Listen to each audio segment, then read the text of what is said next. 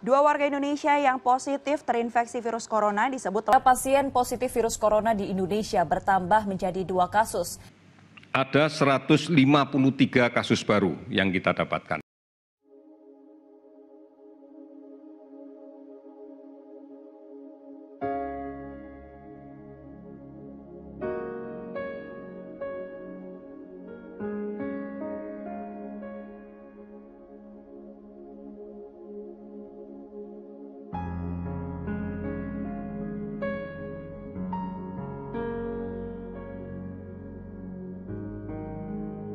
Baru-baru ini video yang menunjukkan lunturnya empati masyarakat terhadap korban virus corona viral di media sosial.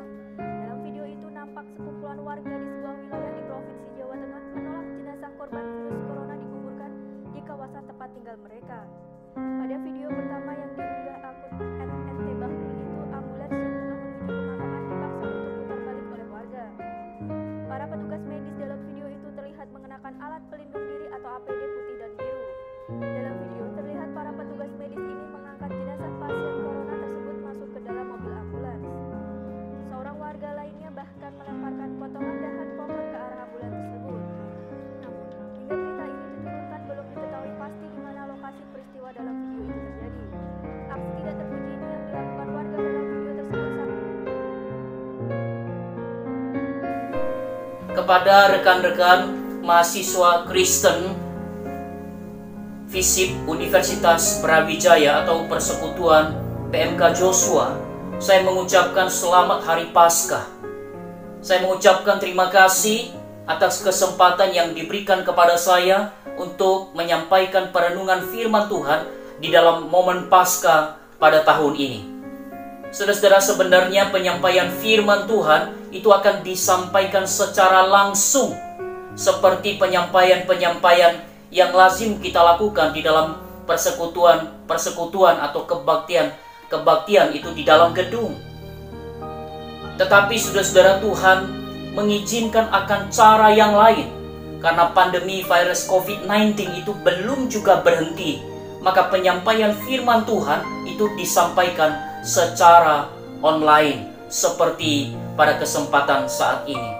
Tetapi saya mau katakan kepada kita, saudara-saudara, kalau kita betul-betul haus akan firman, betul-betul rindu mendengarkan akan firman Tuhan, maka entahkah firman Tuhan itu akan disampaikan secara online, disampaikan di darat, ya seperti pertemuan-pertemuan yang biasa kita lakukan, entahkah itu disampaikan di laut, mungkin di perahu, mungkin di dalam kapal selam. Kalau kita sungguh haus, kita merindukan firman Tuhan tetap berkuasa membaharui akan kehidupan kita. Amin. Saudara-saudara, itu rekan-rekan panitia Paskah itu telah menentukan sebuah tema yang diberikan kepada saya. Satu tema yang indah kedengarannya, yaitu Live in God. Dan juga ayatnya sudah ditentukan, saudara-saudara, yakni Yohanes pasal 15 ayat yang keempat. Kecuali naskahnya saja ya yang belum ditentukan atau diatur, saudara-saudara. Yaitu tidak mungkin, saudara ya, karena saya yang mesti menyampaikannya. Mari saudara-saudara yang dikasihi oleh Tuhan, sebelum kita bersama-sama akan mendengarkan akan firman Tuhan, renungan firman Tuhan, mari kita bersama-sama berdoa. Bapa di dalam kerajaan surga, di dalam kesempatan Paskah pada saat ini, kami akan mendengarkan firman Tuhan secara online. Dan biarlah kiranya kami sungguh-sungguh untuk mendengarkannya. Kami mohon kiranya Tuhan memampukan kami melalui Roh Kudus. Biarlah kami mendengar dan kemudian sungguh-sungguh menjadi pelaku firman Tuhan yang setia. Hamba-Mu yang akan menyampaikan perenungan firman Tuhan pada kesempatan ini, atur seluruh pembicaraannya, tambahkan dan kurangi, supaya apa yang dituturkan semata-mata adalah kehendak-Mu yang suci untuk setiap kami. Di dalam Kristus Tuhan, kami sudah berdoa dan mengucapkan syukur. Amin.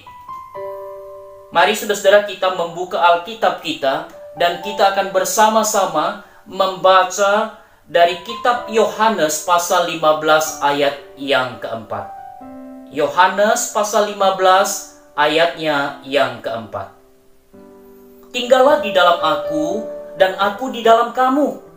Sama seperti ranting tidak dapat berbuah dari dirinya sendiri kalau ia tidak tinggal pada pokok anggur. Demikian juga kamu tidak berbuah jikalau kamu tidak tinggal di dalam aku.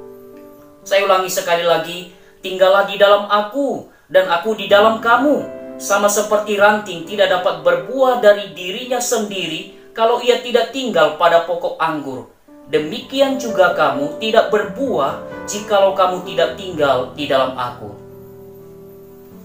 Rekan-rekan mahasiswa Kristen Fisik Universitas Brawijaya Malang, saya mau katakan pertama-tama kepada kita, siapapun kita hari ini, entahkah kita dosen, entahkah kita itu adalah mahasiswa-mahasiswi, entahkah kita itu adalah staf, karyawan, OB atau OB, entahkah kita itu adalah security, dan mungkin saudara adalah pendeta, kita sedang berhadapan dengan persoalan yang sama. Ya, kita sedang berhadapan dengan persoalan yang sama, saudara, yakni pandemi virus corona. Semua kita hari ini, saudara-saudara, itu sementara waktu. Ya, untuk sementara waktu, saudara-saudara, itu dibuat susah, dibuat repot, saudara-saudara. Bahkan sampai pendeta-pendeta, saudara, itu turun gunung menyampaikan firman Tuhan itu secara online. Ya, di mana-mana, saudara-saudara, ya. Saya bahkan menyaksikan teman-teman lama saya, saudara-saudara, lewat YouTube. Ya, kita sedemikian didorong untuk menyampaikan firman Tuhan di masa-masa pandemi ini, saudara-saudara, ya, melalui online, melalui streaming, melalui live streaming, saudara-saudara. Keadaan pandemi ini sudah membuat kita sedemikian susah, sedemikian repot, saudara-saudara.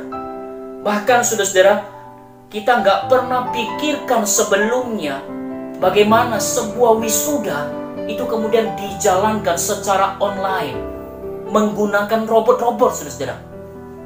Yang saya lihat pertama itu adalah di Jepang, saudara. Tapi ternyata juga kemudian di Indonesia itu dilaksanakan akan wisuda secara online. Termasuk pengajaran-pengajaran, ujian ataupun tugas-tugas, saudara. Semua serba online.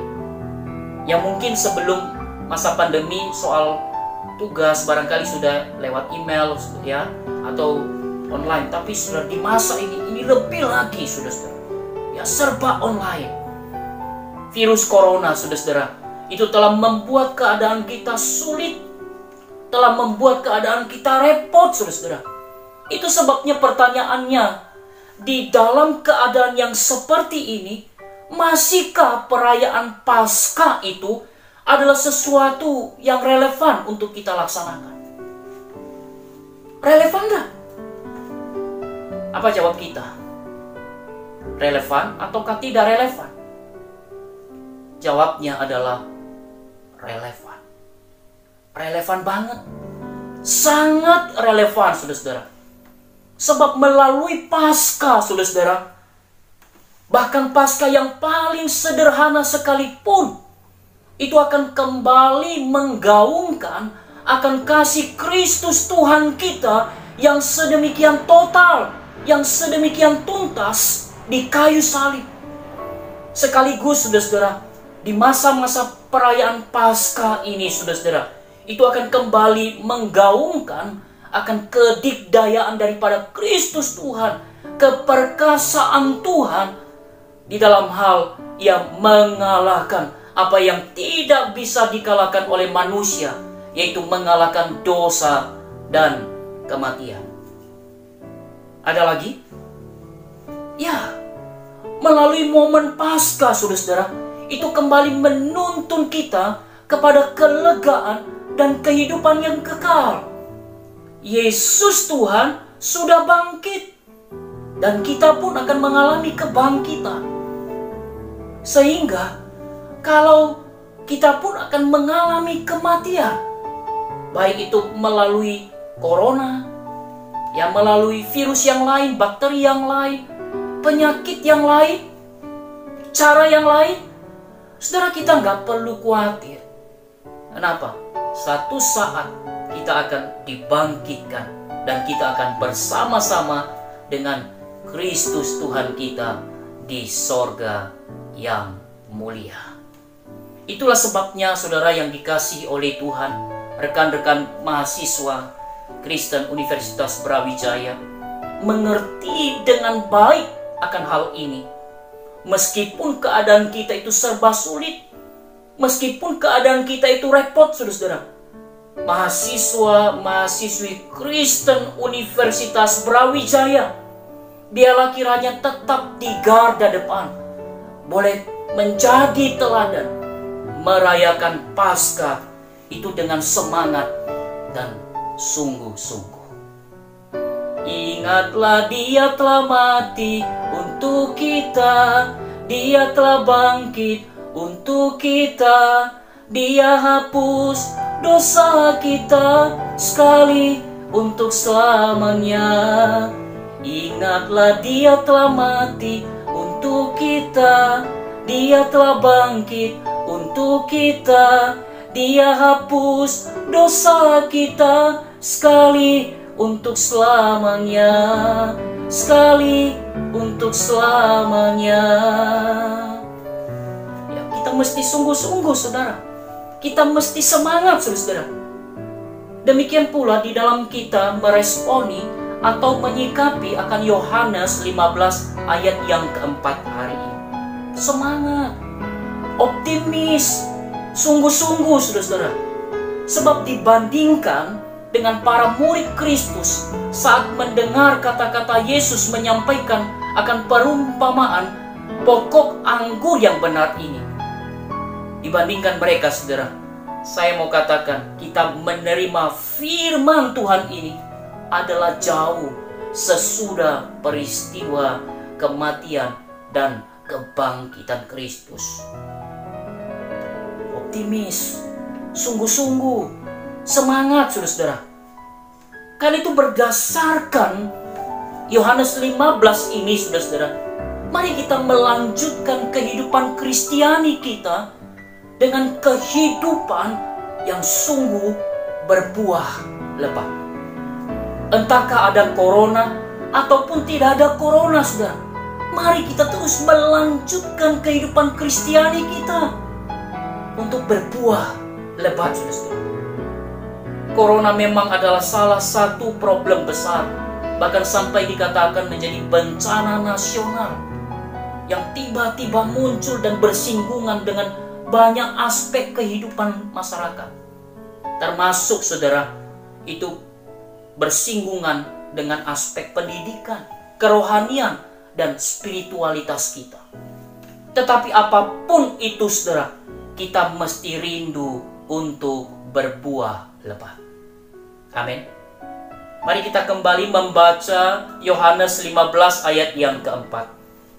Tinggallah di dalam aku dan aku di dalam kamu. Sama seperti ranting tidak dapat berbuah dari dirinya sendiri kalau ia tidak tinggal pada pokok anggur. Demikian juga kamu tidak berbuah jikalau kamu tidak tinggal di dalam aku. Buah yang dimaksud di sini oleh beberapa penafsir itu diartikan sebagai buah karakter, sikap hati kita dan perilaku-perilaku kita, buah pekerjaan baik, buah kebenaran, buah pertobatan, buah jiwa-jiwa yang kita bawa kepada Kristus Tuhan. Rekan-rekan mahasiswa Kristen Fisip Universitas Brawijaya Malang, saya teringat dengan seorang bapak yang kemudian telah menjadi Kristen. Dia berlatar belakang dari dunia yang kasar dan keras, saudara. Ya, dia jadi Kristen kemudian hari, saudara. Lalu pada satu ketika kami bersama-sama, saudara, itu mengadakan visitasi di sebuah rumah sakit. Di sana ketemu dengan teman lamanya, saudara, seorang ibu. Lalu saudara, saya perhatikan dari mulut ibu tersebut, ya, dari ucapan ibu itu, saudara, keluar ucapan-ucapan yang takjub, yang kagum terhadap bapak itu. Sampai-sampai dia katakan, aduh Koko, dia panggil Koko begitu ya. Koko, kok bisa bertobat ya? Koko, kok bisa berubah ya? Sambil geleng-geleng, saudara. Ya, saudara, apa yang terjadi dengan si bapak tadi, saudara? Ia bertumbuh. Si bapak tadi, saudara, itu berbuah. Sehingga buah karakternya yang indah, saudara, itu bisa dirasakan, bisa dinikmati oleh teman-teman lamanya, saudara. Dan bisa bayangkan, saudara, kalau semua orang Kristen itu memiliki buah yang seperti itu. Ya, semua orang Kristen, saudara, memiliki buah yang lebat, saudara. Bukankah itu akan menjadi pujian? Waduh, puji-pujian, mendatangkan tepuk tangan, saudara. Dan mungkin itu akan mendatangkan magnet bagi dunia terhadap kekristenan. Tetapi bila sebaliknya yang terjadi, saudara-saudara, sebutannya si Kristen, ya, namanya pakai nama Kristiani, pakai salib lagi, pakai baju kaos yang misalnya bertuliskan ya kata-kata rohani begitu. Tetapi saudara, omongannya kotor, perbuatannya, waduh, tak benar. Masih senang dengan perjudian, masih senang dengan miras, mabuk-mabukan, saudara. Kalau itu yang terjadi, bukankah kekristenan itu akan menjadi bahan olok-olok, akan menjadi perguncingan dunia, akan menjadi sandungan bagi dunia. Dunia akan bertambah enggan dengan kekristenan kita. Mereka akan katakan, lebih baik kami begini saja, lebih baik kami di sini saja. Lah, orang Kristen sama brokennya. Kalau kehidupan kita menunjukkan kehidupan yang tidak benar, tidak berbuah, saudara-saudara, maka dunia akan enggan dan pesimis dengan kekristenan kita. Karena itu, rekan-rekan mahasiswi Kristen FISIP Universitas Brawijaya Malang, mari kita sama-sama katakan, kita mesti berbuah lebat. Ayo sama-sama kita mengulanginya. Kita mesti berbuah lebat. Kita jangan mau ditipu oleh setan yang mau mendorong kita menggunakan kemudaan kita untuk hal-hal yang mempermalukan kekristenan kita. Dengan hasutan-hasutannya yang mengatakan, waktu masih panjang, waktu masih panjang untuk kita bertobat. Lihat, itu kan juga ada penjahat di sebelah Yesus. Dia tobatnya kapan? Kan itu last minute, detik-detik atau menit-menit terakhir. Rekan-rekan mahasiswa, jangan mau ya ditipu oleh setan. Jangan mau, saudara-saudara, itu disetir oleh hasutan daripada kuasa kegelapan. Mari kita mesti berbuah lebat. Caranya gimana? Yesus sendiri sudah sampaikan di sana, saudara-saudara, yakni kita mesti memenuhi undangannya, yaitu dengan mutlak untuk tinggal tetap di dalam Dia dan Dia di dalam kita. Tinggal tetap di dalam Kristus dan Kristus itu di dalam kita. Jadi kekuatan kita yang sesungguhnya di mana? Di Yesusnya. Ya, Dia adalah pokok anggur yang sejati. Tanpa Dia, saudara, kita hanya akan menjadi ranting-ranting atau carang-carang yang tidak berguna, tidak akan menghasilkan buah apa-apa. Karena itu saudara-saudara, kita mesti tekun menjalin hubungan persekutuan dengan Kristus. Seorang penafsir mengatakan bahwa kesibukan kita itu bisa menjadi ancaman bagi hubungan kita dengan Yesus. Sekali lagi, kesibukan kita bisa menjadi ancaman bagi hubungan kita dengan Kristus. Saudara, pernyataan ini bukan mengajak kita kalau gitu ya sudah nganggur, nggak usah kuliah. Bukan.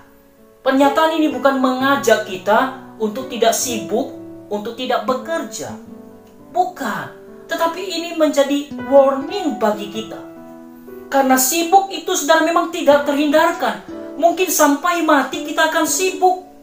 Sebagai mahasiswa, kita akan selesaikan banyak tugas.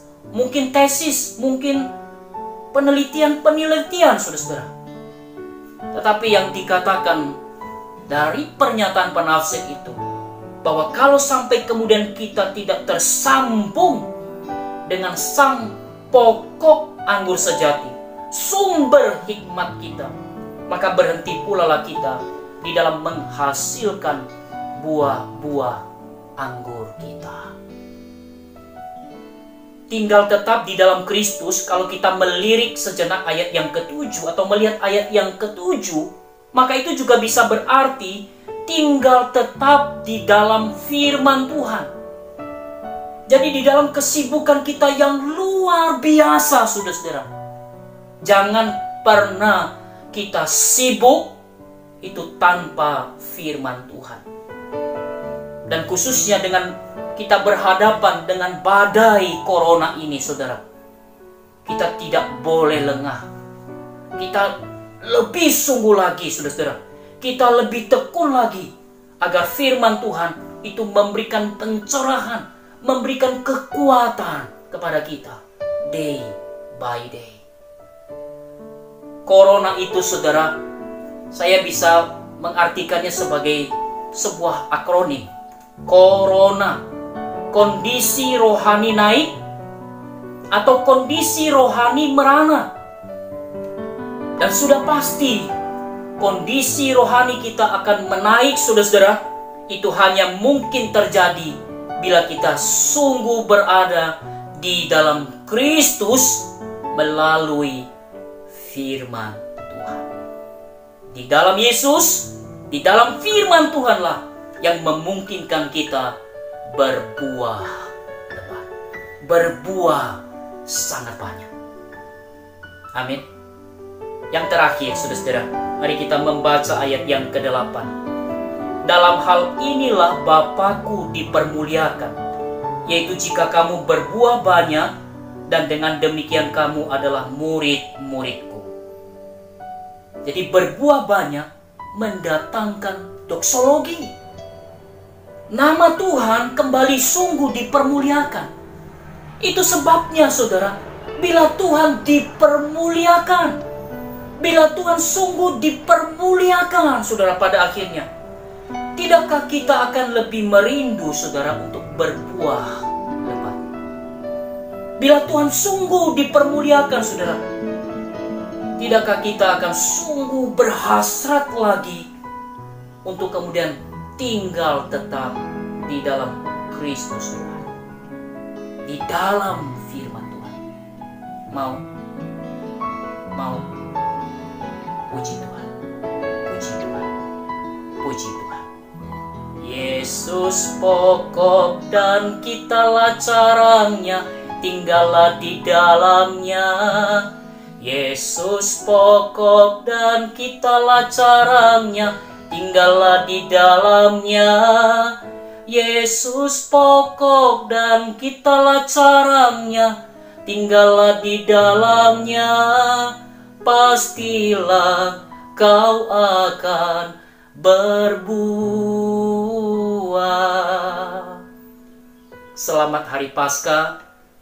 Tuhan Yesus memberkati. Mari kita berdoa. Bapa di dalam surga, kami bersyukur untuk firman Tuhan yang kami dengar di dalam momen Paskah hari ini. Kami berdoa firman Tuhan ini boleh terus mendorong kami untuk sungguh memenuhi undangan Kristus Tuhan untuk tetap tinggal di dalam Kristus, tinggal tetap di dalam firman Tuhan. Terima kasih Bapa, dan kami terus berdoa untuk pandemi virus COVID-19. Biarlah kiranya oleh kehendak-Mu pandemi ini boleh berhenti. Tolonglah kami, berikanlah belas kasihan-Mu kepada kami. Dalam nama Tuhan Yesus, Juru Selamat kami yang hidup, kami sudah berdoa. Amin.